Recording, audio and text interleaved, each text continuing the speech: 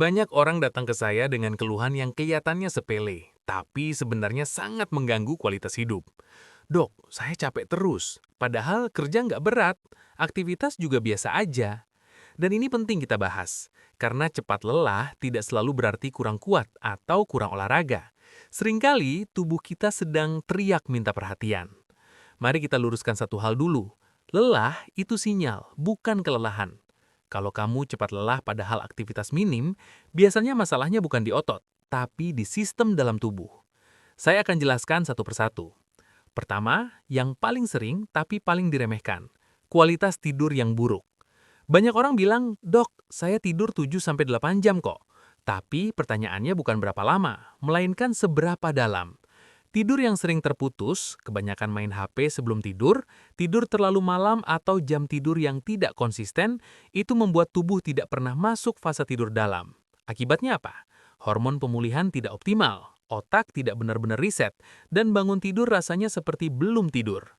Jadi, kalau kamu bangun pagi tapi sudah lelah, itu tanda jelas, tubuhmu tidak pulih semalam.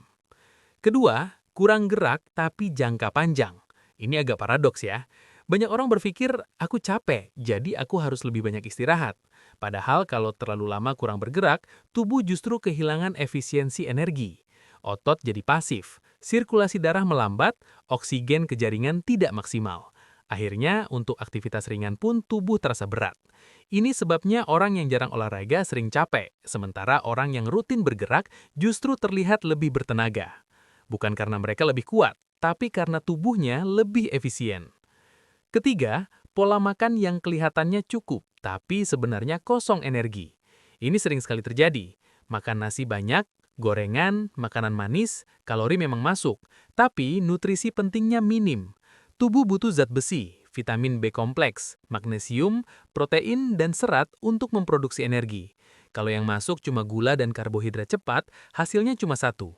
Lonjakan energi sebentar, lalu drop drastis. Makanya setelah makan malah ngantuk, lesu, dan tidak fokus. Itu bukan karena kamu malas, itu karena mesin tubuhmu kekurangan bahan bakar yang tepat. Keempat, stres kronis yang tidak terasa. Ini menarik.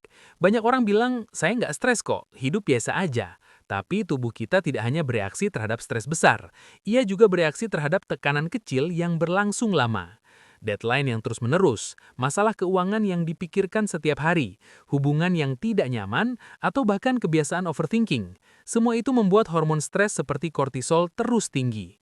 Kalau kortisol tinggi terus, tubuh masuk mode siaga, bukan mode pulih.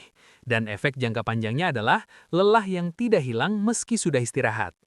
Kelima, dehidrasi ringan tapi kronis. Ini sepele, tapi dampaknya besar. Kurang minum air bisa menurunkan volume darah, memperlambat distribusi oksigen, dan membuat otak bekerja lebih keras. Akibatnya apa? Capek, pusing ringan, susah fokus, dan mood turun. Masalahnya banyak orang tidak merasa haus, tapi sebenarnya sudah kekurangan cairan. Kalau kamu sering capek tanpa sebab jelas, coba jujur ke diri sendiri. Berapa gelas air yang kamu minum hari ini?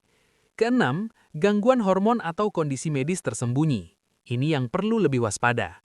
Beberapa kondisi seperti anemia, gangguan tiroid, gula darah tidak stabil, kekurangan vitamin D bisa membuat seseorang lelah terus-menerus meskipun aktivitas ringan.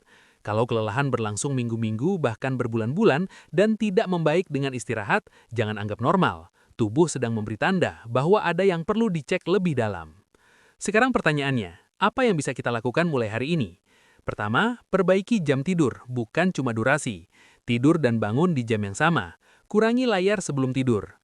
Kedua, bergerak ringan tapi rutin. Jalan kaki 20-30 menit sehari jauh lebih baik daripada tidak sama sekali. Ketiga, perbaiki isi piring, tambah protein, sayur, dan sumber mikronutrien. Kurangi gula berlebih. Keempat, kelola stres secara sadar. Bukan menghindar tapi memberi jeda untuk tubuh bernafas. Dan kelima, dengarkan tubuhmu. Kalau lelahnya tidak wajar, periksakan diri. Jangan tunggu sampai benar-benar drop. Saya selalu bilang ke pasien saya, tubuh tidak pernah berkhianat. Ia hanya berbicara dengan bahasa yang sering kita abaikan. Lelah adalah pesan, tinggal mau kita dengarkan atau kita paksa diam. Kalau kamu merasa pembahasan ini relevan, bisa jadi tubuhmu sedang minta perhatian juga. Jaga diri baik-baik, karena energi bukan soal usia, tapi soal bagaimana kita memperlakukan tubuh setiap hari. Saya Falih, dan sampai sini dulu pembahasan kita.